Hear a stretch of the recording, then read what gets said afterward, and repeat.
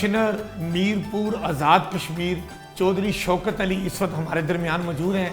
हम इनसे पूछते हैं कि आज़ाद कश्मीर की डिवीज़न मीरपुर की क्या तारीख़ी पस मंज़र है और यहाँ पर सयाहों के लिए टूरिस्ट पॉइंट कौन कौन से अहम हैं। मीरपुर डिवीज़न में सयाहों को अट्रैक्ट करने के लिए बहुत सारे टूरिस्ट पॉइंट हैं। सबसे पहले हम बात करेंगे तारीख़ी अमारात की। तो तारीख़ी अमारात में जो हमारे पास मशहूर जगह हैं उसमें 5-4 किले हैं, जिसमें किला ये मीरपुर वाला मंगला वाला किला जो है, एक ये है, एक किला रामकोट है जो डैम के दरमियान में वाक़या है। इस तरह किला करजाई, किला बागसर, ये मशहूर किले हैं जो इस वक्त जिनके अभी भी बाकी हैं बिल्डिंग्स वगैरह। बाकी कुछ 1-2 किले हमारे सहसा में भी थे जिनके अभी बहुत माइन्यूट किस्म के वो जो असरात हैं वो रह गए हैं। बाकी चीज़ें ख़त्म हो गई हैं with the passage of time. इससे आगे अब जाएंगे तो यहाँ पे बहुत सारी बावलियाँ थीं कि जब महाराजा सफ़र करते थे तो एक तो सराय सादाबाद है बिम्बर में, इसी तरह बावली भी मौजूद है बिम्बर में अपनी शक्ल में। इसके अलावा एक सुनहरी मस्जिद है जो बिम्बर में मौजूद है। इसी तरह जब आप साथ साथ चलते जाएंगे तो इस तरह के छोटी छोटी बहुत सी इमारत मौजूद हैं और वो उसी हालत में हैं, क्योंकि बहुत सारी जो तारीख़ी इमारत थी वो पुराने मीरपुर में थी और जब मंगला डैम बना तो वो उसके अंदर चली गई। अभी भी जब पानी उतर जाता है सर्दियों के मौसम में तो वो इमारत नज़र आती हैं, जिसमें गुरुद्वारे भी शामिल हैं। एक बहुत ही जो इस वक्त तक महफूज किया गया गुरुद्वारा है वो अली बेग में मौजूद है सिखों का। अली बेग उस वक्त सिखों का तारीख़ी लिहाज से, तालीमी लिहाज से एक बड़ा मरकज़ था जहाँ इस इलाके में रहने वाली सारी सिख आबादी जाती थी। पहले मैं थोड़ा सा रिलीजियस टूरिज़म की बात कर लूँ।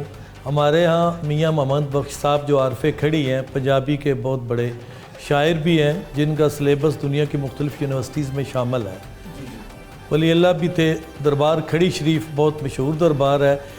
जहाँ तक आपने बात की कि क्या इकदाम कर रही है गवर्नमेंट, उस सिलसिला में हुकूमत ने बस सफारी का अरेंजमेंट कर रहे हैं कि ये जितने किले हैं इनके साथ नेटवर्किंग कर दी जाए।